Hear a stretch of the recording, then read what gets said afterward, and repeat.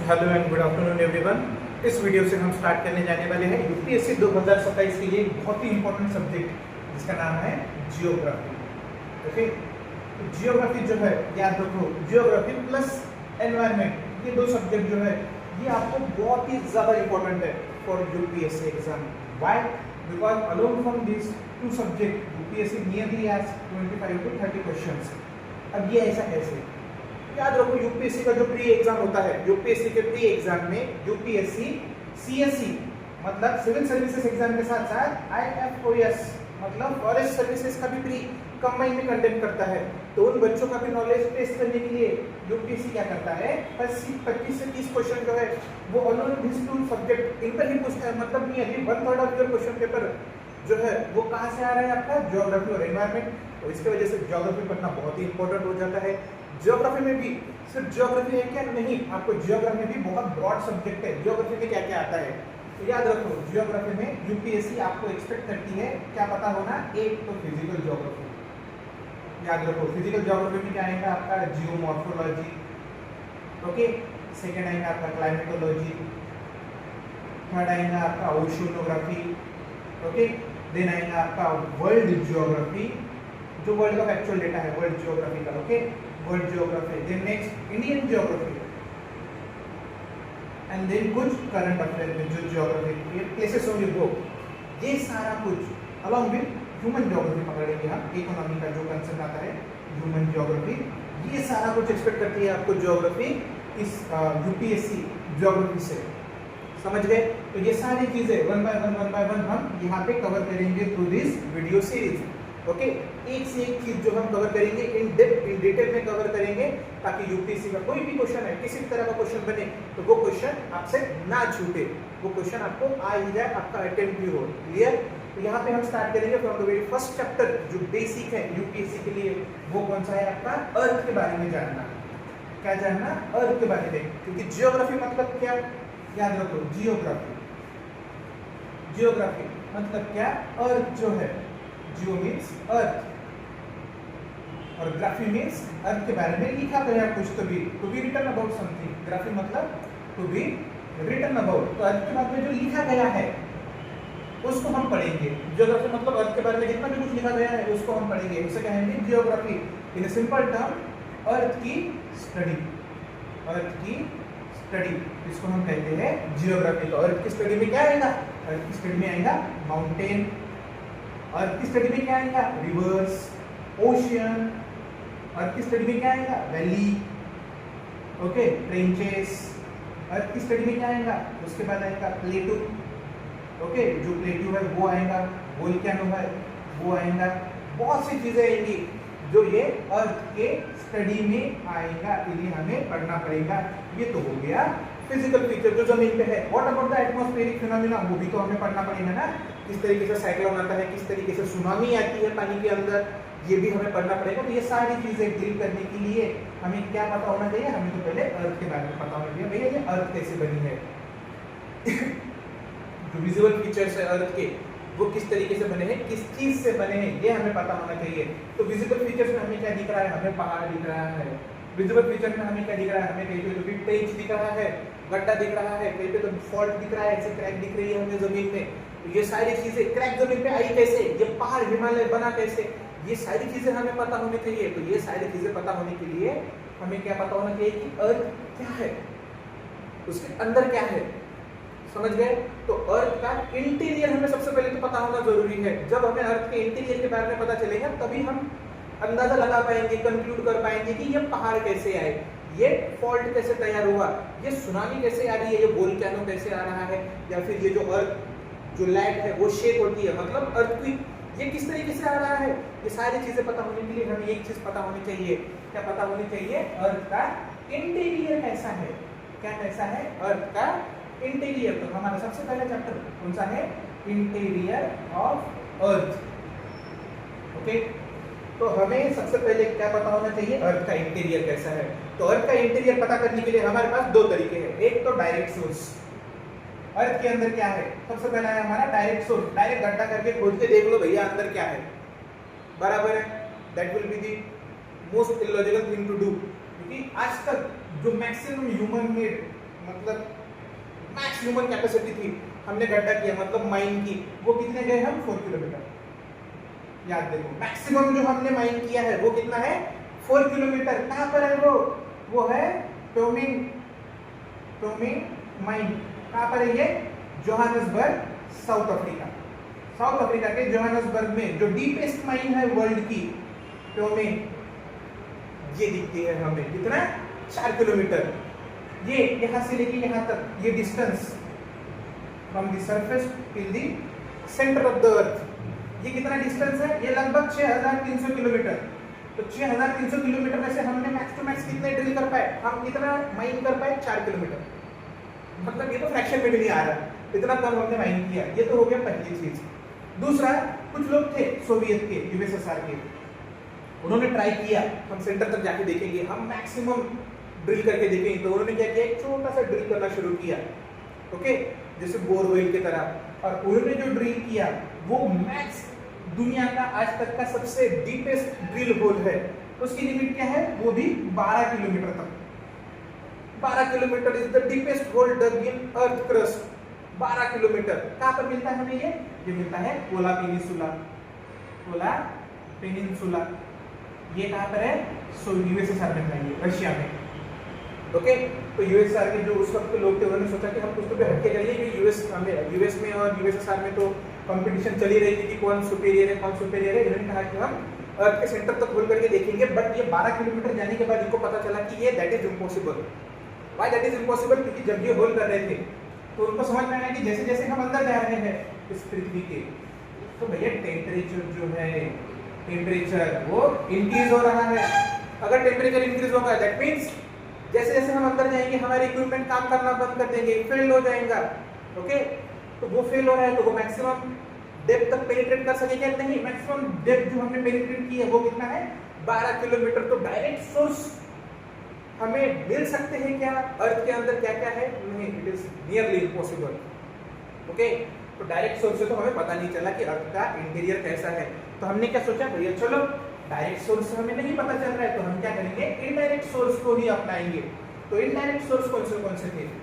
तो सेकंड हमने जो यूज किया, क्या यूज किया? Indirect source. इनडायरेक्ट सोर्स में हमने क्या किया? हमने ऑब्जर्व किया। सबसे पहले क्या ऑब्जर्व किया? हमने अर्थक्वेक, अर्थ का जो क्विक रहता है अर्थक्वेक,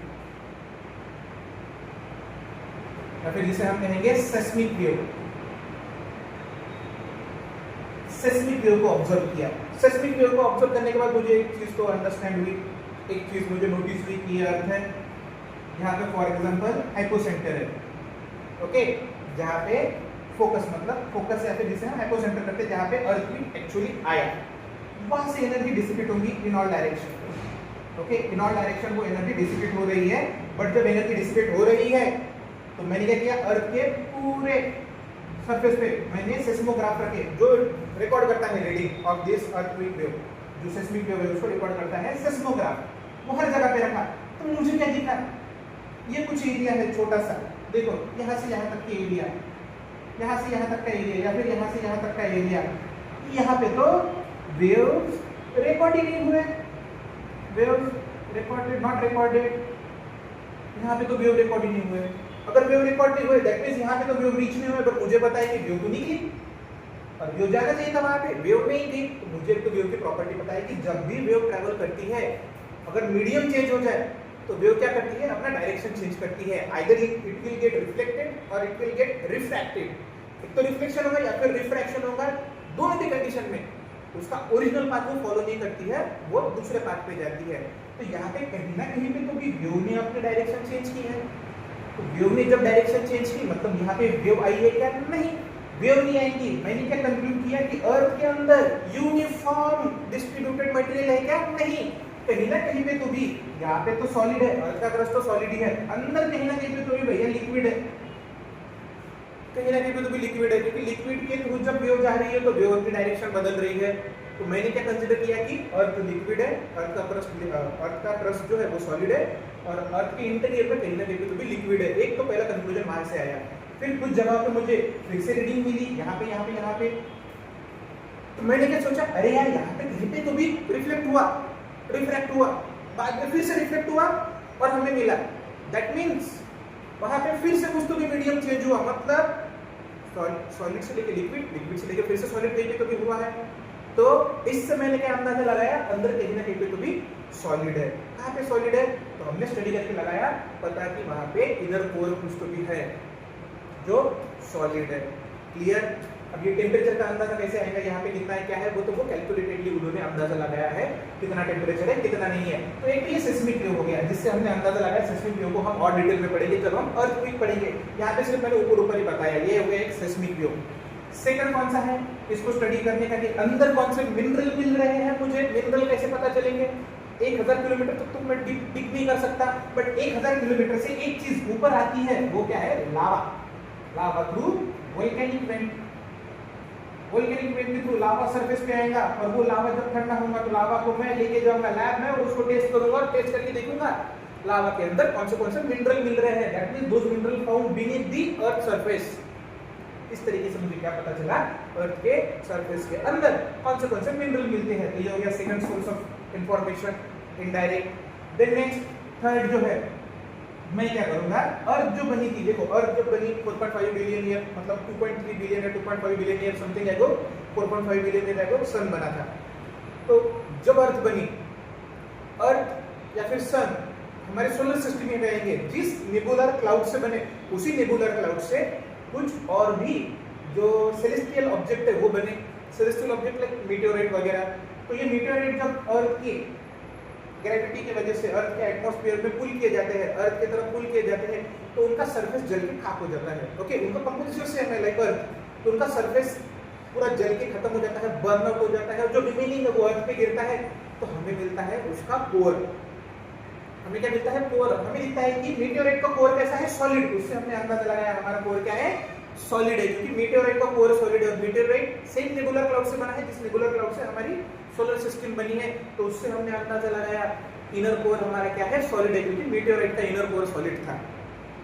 क्लियर, यहां तक कि हमें समझा। सो मीटियोराइट जो है, ओके, मीटियोराइट, इनको स्टडी करके भी हम क्या कर सकते हैं, अर्थ के इंटरनल इंफॉर्मेशन के बारे में पता कर सकते हैं। देन ग्रेविटेशनल वेव हो जाए, और भी मल्टीपल सोर्सेस है, इनडायरेक्ट सोर्सेस है, जिसके थ्रू हमें क्या पता चलता है, अर्थ के इंटीरियर के बारे में पता चलता है। तो ये तो हो गए सोर्सेस की बात। अब ये सारे सोर्सेस को पढ़ के साइंटिस्ट ने क्या कंक्लूड किया कि अर्थ जो है, अर्थ इज लाइक ओनियन, एक के ऊपर एक लेयर है, और उस सारे लेयर्स को उन्होंने अलग अलग नाम दिया। जैसे सबसे अपर मोस्ट लेयर जो है उसको नाम दिया कॉन्टिनेंटल क्रस्ट, जो सबसे ऊपर है। उसके नीचे जो क्रस्ट है उसको नाम दिया ओशियनिक क्रस्ट। उसके नीचे जो लेयर है उसका नाम दिया एस्टेनोस्फीयर। उसके नीचे जो है उसे नाम दिया अपर मेंटल, फिर लोअर मेंटल, फिर आउटर कोर, फिर इनर कोर, सबसे नीचे इनर कोर। तो ये अलग अलग नाम दिया हमने अलग अलग लेयर्स को। क्लियर। अब ये यहाँ पर है, ये यहाँ पर है, ये यहाँ पर है, ये यहाँ पर है, या फिर ये यहाँ पे या यहाँ पे। अब ये किस वजह से वहां पर है, ये यहाँ पे क्यों नहीं क्रस्ट, ओके, ये लोअर मेंटल ऊपर क्यों नहीं है, वहां पर ही क्यों है। ये सबसे पहला सवाल हमारे दिमाग में आना चाहिए, ये फिक्स पोजीशन क्यों है उनकी। याद रखो सबसे मेन चीज जो है, जो इसकी पोजीशन को फिक्स कर रहा है, दैट इज देयर डेंसिटी। क्या है वो, डेंसिटी। याद रखो, what is density, how much amount of mass present in a per unit area, इसको कहते हैं हम डेंसिटी। तो ये डेंसिटी जो है, ये डेंसिटी की वजह से ये चीजें जो है वो वहां पर है। हर किसी की डेंसिटी अलग अलग है। लाइक यहाँ पे देखो कॉन्टिनेंट की डेंसिटी कितना है, 2.5 ग्राम पर centimetre cube. Crust, oceanic crust की डेंसिटी कितना है, ये भी लगभग 2.9 ग्राम पर सेंटीमीटर क्यूब। ये जो है अपर मेंटल, इसका कितना है, लगभग 3.0 ग्राम पर सेंटीमीटर क्यूब। ये लोअर मेंटल, इसका कितना है, 5.0 ग्राम पर centimetre cube. Then next your lower mantle हो गया। आउटर कोर, इसका कितना है, 9 ग्राम पर centimetre cube. Then inner core का लगभग 13 ग्राम पर सेंटीमीटर क्यूब। ये इनका डेंसिटी है। देखो जैसे जैसे नीचे आ रहा है डेंसिटी इंक्रीज हो रही है, बराबर। इससे क्या कंक्लूड किया, less dense will always float on more dense object. फिर से रिपीट करता हूँ, less dense material will always float over high dense material, okay, high dense medium material कुछ भी कहो। ओके, उसके ऊपर ये फ्लोट करता है। तो ये फ्लोट किस वजह से करता है? ये फ्लोट करता है एक फोर्स की वजह से। कौन सा फोर्स है वो? याद रखना आपने, वो फोर्स है बोयांसी फोर्स। कौन सा force? Buoyancy force. So buoyancy force is the force which make less dense object float over high dense object. Oceanic crust, उसका डेंसिटी देखो कितना है? 2.9। कॉन्टिनेंटल क्रस्ट, इसका डेंसिटी देखो कितना है? 2.7। मोर डेंस कौन सा हो गया? Oceanic crust. लेस डेंस कौन सा हो गया? Continental crust. That means continental crust will always float over what? Oceanic crust. तो ये एक समझ गया। सेकंड, दूसरा कौन सा है? Upper mantle. अपर मेंटल का देखो कितना है? 3.0। 2.9 से ज्यादा है मतलब उसके ऊपर ये फ्लोट करेगा। 5.0 मतलब ये इसके नीचे रहेगा। 9 ग्राम ये उसके नीचे रहेगा। 13 ग्राम ये उसके नीचे रहेगा। तो ये डेंसिटी वेरी हो रही है layer to layer. Okay, more dense नीचे है, लेस डेंस ऊपर ऊपर जाएंगे हम, वैसे डेंस है। ओके, तो एक तो डेंसिटी का हमें ये समझ गया भैया, एक जगह पे तो ज्यादा डेंस है, एक जगह पे कम डेंस है। ऊपर कम डेंस है, नीचे जैसे जाएंगे डेंसिटी इंक्रीज होगी क्या? Yes, density will goes on increasing as we go beneath this surface. ये क्लियर हो गया हमको। ओके, एक चीज। अब डेंसिटी के बारे में हमने पता लगा लिया। ओके, देन नेक्स्ट हमें क्या पता चला कि जब हमने वो बोर की थी 12 किलोमीटर, तब हमें एक चीज पता चली कि जैसे जैसे हम सरफेस के अंदर गए, टेम्परेचर जो था वो इंक्रीज हुआ। टेम्परेचर इंक्रीज हुआ, तो वो टेम्परेचर जो इंक्रीज हुआ उसे हमने क्या कहा? टेम्परेचर ग्रेडियंट अर्थ का। कितना था टेम्परेचर ग्रेडियंट? जब हमने 1 किलोमीटर ड्रिल किया तो 30 डिग्री सेल्सियस टेम्परेचर इंक्रीज हुआ। अगर मैं ड्रिल करूंगा अभी जमीन में, 1 किलोमीटर नीचे जाऊंगा तो मुझे कितना टेम्परेचर राइज मिलेगा? 30 डिग्री सेल्सियस। फिर और 1 किलोमीटर नीचे गया तो मुझे मिलेगा 60 डिग्री सेल्सियस, फिर और नीचे। मतलब क्या कि जैसे जैसे मैं बीनीथ द सरफेस जा रहा हूँ तो टेम्परेचर बढ़ रहा है कि घट रहा है? टेम्परेचर बढ़ रहा है। मतलब सरफेस में जो भी कुछ टेम्परेचर होगा उससे तो बहुत ज्यादा अंदर टेम्परेचर होगा। तो उस हिसाब से मैंने अंदाजा लगाया तो अर्थ का कोर ये बहुत ही हॉट है, हॉटेस्ट एकदम। ओके, कितना कहा जाता है साइंटिस्टों के द्वारा? पहले कहा जाता था 5000 डिग्री सेल्सियस है, आज कहा जाता है ये लगभग 6000 डिग्री सेल्सियस है। It is as hot as sun's photosphere. Sun's का जो ऊपर का फोटोस्फीयर है उसका टेम्परेचर जितना है उतना अर्थ के कोर का टेम्परेचर है। देन नेक्स्ट आपको मिलता है आउटर कोर। आउटर कोर में यहाँ पे टेम्परेचर है 4000 डिग्री सेल्सियस लगभग। फिर ये mental boundary, okay, upper mantle, lower mental, यहाँ पे आपको कितना मिलता है? लगभग 3000 डिग्री सेल्सियस नीचे में, यहाँ पे रेंज में। ओके, यहाँ पे आपको कितना मिलता है? 400 डिग्री सेल्सियस। और ये तो हमारा सरफेस का टेम्परेचर तो आपको पता ही है, रूम टेम्परेचर रहता है 30 to 40 डिग्री सेल्सियस। तो जैसे जैसे अंदर जा रहे हैं टेम्परेचर बढ़ते जा रहा है। देखो, जैसे अंदर जा रहे हैं टेम्परेचर बढ़ रहा है, जैसे जैसे ऊपर आ रहे हैं टेम्परेचर घट रहा है।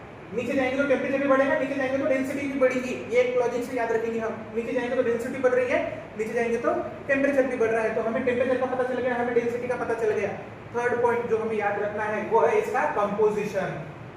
इसमें हमें कौन सा मिनरल मिल रहा है हर किसी अलग अलग लेयर पे। तो ये अलग अलग लेयर देखी हमने।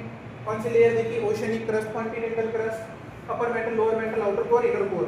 तो हमें यहाँ पे कौन सा मटेरियल मिल रहा है वो हमें पता होना चाहिए। सबसे पहले कॉन्टिनेंटल क्रस्ट में हमें क्या मिलता है? देखो, पहले जो पढ़ाई थी किताबों में लिखा रहता था वो था एक सीएल, दूसरा था सीमा। ऐसा कहा जाता था। एक गस नाम के, ओके, स्यूस नाम के साइंटिस्ट थे, उन्होंने कहा था कि ये क्लासिफिकेशन है। सीएल आपको कहाँ पे मिलता है? कॉन्टिनेंट में। और सीमा कहाँ पे मिलता है? ओशियनिक क्रस्ट में। Okay, silica aluminium, silica magnesium, वो ऐसा हमें मिलता है, ऐसा कहा जाता था। बट रिसेंट स्टडी में ये गलत पाया गया है, ये आउट ऑफ डेट हुआ। उन्होंने न्यू कैटेगराइजेशन दिया। तो अर्थ के जो क्रस्ट है या फिर अर्थ का जो ये कहते हैं क्या, ओशियनिक क्रस्ट या फिर कॉन्टिनेंटल क्रस्ट, इसमें हमें आज जो पढ़ना है वो अलग प्रकार के एलिमेंट मिलते हैं। आपको याद रखना है कौन से एलिमेंट मिलते हैं। एक ओशियनिक क्रस्ट जब भी हम कंसीडर करेंगे तो आपको क्या याद रखना पड़ेगा? मैफिक। और जब भी कॉन्टिनेंटल क्रस्ट कंसीडर करेंगे तो आपको क्या याद रखना पड़ेगा? Felsic. Mafic and felsic. Felsic ये एक शॉर्ट फॉर्म है किसके लिए? फेल्ड्स्पार प्लस सिलिका। सिलिका का कंसंट्रेशन ज्यादा होता है, फेल्ड्स्पार एंड सिलिका। उसको उससे मिलके क्या बना? फेल्सिक। ये जो मैफिक है ये किस चीज से मिलके बना? Magnesium, okay, plus ferrous. Ferrous मतलब आयरन। सो आयरन और मैग्नीशियम का कंसंट्रेशन दिखता है हमें किसमें? ओशियनिक क्रस्ट में। फेल्डस्पार सिलिका का कंसंट्रेशन दिखता है यहाँ पे हमें कॉन्टिनेंटल क्रस्ट में। तो पूछा जाएगा तो कॉन्टिनेंटल क्रस्ट में क्या मिलता है? Fe6 मतलब क्या? Feldspar silica. ओशियनिक क्रस्ट में क्या मिलता है? Magnesium and iron. बराबर है, यहाँ तक आ गए हम। देन नेक्स्ट और भी चीजें हैं, और भी चीजें हमें मिलती है। जैसे फॉर एग्जांपल अगर देखें हम अर्थ की क्रस्ट में, अगर आपको याद रखना है दूसरे मिनरल कौन से मिलते हैं तो क्रोनोलॉजी है उनकी, वो भी आप याद रखिए। OS, okay, AIC, OS AIC, ये एक्रोनिम्स आपने याद रखना है, इससे आपको पता चल जाएगा। तो अर्थ की क्रस्ट में हमें क्या क्या मिलता है? सबसे ज्यादा ऑक्सीजन मिलता है, देन नेक्स्ट सिलिका मिलता है, देन नेक्स्ट एल्यूमिनियम मिलता है, आयरन मिलता है, कैल्शियम मिलता है। अर्थ की क्रस्ट में मोस्ट अबंडेंट मिनरल, ये क्रोनोलॉजी है, ऐसे याद रखना है आपको डिक्रीजिंग ऑर्डर में। ऑक्सीजन सबसे ज्यादा, फिर सिलिका, फिर एल्यूमिनियम, फिर आयरन, फिर कैल्शियम। ये तो हो गया किसका? अर्थ की क्रस्ट का। यह है क्रस्ट का, याद रखो, भूलना नहीं, यह है क्रस्ट का। तो अगर क्वेश्चन पूछा जाएगा कि टोटल अर्थ में मोस्ट अबंडेंट मिनरल कौन से है, अर्थ के मोस्ट अबंडेंट मिनरल, तो आपको कैसे याद रखना है? आई को इधर लाना, OS को सेम ही रहेगा, IOS एप्पल का, I for iron, O for oxygen, S for silica. Okay, iron, oxygen, silica, ये है अर्थ के मोस्ट अबंडेंट मिनरल। क्लियर? यहां तक हमें समझ गया। देन नेक्स्ट मेंटल, अगर हम मेंटल की बात करते हैं तो मेंटल में हमें कौन सा मिनरल मिलता है? OSM, ऑक्सीजन, सिलिका, मैग्नीशियम, ये मिलता है हमें मेंटल में। ओके, ये मिनरल मिलते हैं मेंटल में। देन पुअर की बात करेंगे तो दोनों पुअर में हमें एक कंपोनेंट तो कॉमन मिलता है, नीफे, that is nickel and iron. अगर पुअर की स्पेसिफिक बात करूं मैं तो आयरन जो है वो 80% मिलता है मुझे, आयरन है 80%। तो हमने इस तरीके से क्या देखा? हर लेयर में हमें कौन सा मिनरल मिल रहा है वो भी देखा। ओके, दूसरा अभी इनका हमें फिजिकल स्टेट देखना पड़ेगा कैसा है। तो फिजिकल स्टेट बहुत इंपॉर्टेंट रहता है। तो जैसे जैसे हम अंदर जा रहे हैं टेम्परेचर इंक्रीज हो रहा है कि डिक्रीज हो रहा है? यस, इंक्रीज हो रहा है। टेम्परेचर इंक्रीज होगा तो हमें पता है मेल्टिंग पॉइंट रहता है हर चीज का, हर चीज मेल्ट होगा। तो जैसे जैसे हम अंदर जाएंगे तो सॉलिड जो है वो लिक्विड होगा। यहाँ पे थे, ये सॉलिड है, फिर नीचे है, ये भी सॉलिड है, कॉन्टिनेंटल ओशियन क्रस्ट भी सॉलिड है। ओशियन क्रस्ट के बाद फिर ये एस्टेरोस्फीयर आएगा। तो एस्टेरोस्फीयर कैसा है? ये जेली की तरह है, जेली की तरह, मतलब थोड़ा सा सॉलिड थोड़ा सा लिक्विड। ये जो है मेंटल, ये क्या है तुम्हारा? सेमी सॉलिड, मतलब ये थोड़ा सा मॉल्ट होने लगा, सेमी सॉलिड, जिसे हम कहेंगे मॉल्टन। ओके, मॉल्टन मतलब थोड़ा सा सॉलिड थोड़ा सा लिक्विड, सेमी सॉलिड है। Then next outer core 4000 degree Celsius, ये तो लिक्विड ही है, लेकिन जो इनर कोर है वो है आपका सॉलिड। सर जैसे नीचे आ रहे हम तो लिक्विड होना चाहिए था, ये सॉलिड क्यों है? ये सॉलिड है बिकॉज ऑफ एक चीज आपने याद रखना है, क्रशिंग प्रेशर। प्रेशर की वजह से ये सॉलिड है। कैसे? याद रखो, एक रिलेशन है। कौन सा रिलेशन है वो? As pressure increases melting point increases. अगर किसी चीज का प्रेशर इंक्रीज किया तो उसका मेल्टिंग पॉइंट क्या होगा? इंक्रीज होगा कि डिक्रीज होगा? Melting point will increase. किसी चीज का अगर प्रेशर बढ़ाते हैं तो हम नीचे आ रहे हैं तो यहाँ पे इनर कोर पे इतना क्रशिंग प्रेशर है, उसके वजह से ये कोर है, ये मेल्ट हुई क्या? नहीं, ये कोर क्या है? सॉलिड है। और ये कोर भी रोटेट करती है, और ये रोटेट करती है, जो सरफेस रोटेट कर रहा है ना अर्थ का, हम दिखते हैं अर्थ घूमते हुए, उसकी डबल स्पीड में घूम रही है क्या? अर्थ की इनर कोर। याद रखना, अर्थ का इनर कोर सॉलिड है, वो स्पीड डबल स्पीड से घूम रहा है अर्थ के सरफेस के। क्लियर? यहाँ तक के हमें समझ गया। देन ये एक हो गया। देन अर्थ के ऊपर जो मूवमेंट होता है ये बन रहा है क्या? पहाड़ बन रहा है, फॉल्ट बन रहा है, ये टेम्परेचर डिफरेंस की वजह से होता है। जैसे यहाँ पे 4000 डिग्री सेल्सियस है, यहाँ पे 400 डिग्री सेल्सियस है, तो वो temperature difference convection current create करेगा। तो वो कन्वेक्शन करंट वगैरह वो पढ़ेंगे हम सब टेक्टोनिक प्लेट नाम के चैप्टर में। ओके, ये तो चैप्टर था आपका यहाँ तक के सिर्फ इंट्रोडक्शन टू द जियोग्राफी, जहाँ पे हमने सबसे पहले पढ़ा इंटीरियर ऑफ द अर्थ। ये इंटीरियर ऑफ द अर्थ है, इसको और डिटेल में आप किताब में पढ़ सकते हो अच्छे से। यहाँ पे आपके सिर्फ कंसेप्ट क्लियर होंगे, किताब से आपको बहुत अच्छे से इसके बारे में आइडिया मिल जाएगा। नेक्स्ट चैप्टर में हम क्या पढ़ेंगे? अर्थ की मैग्नेटिक फील्ड के बारे में। Thank you very much.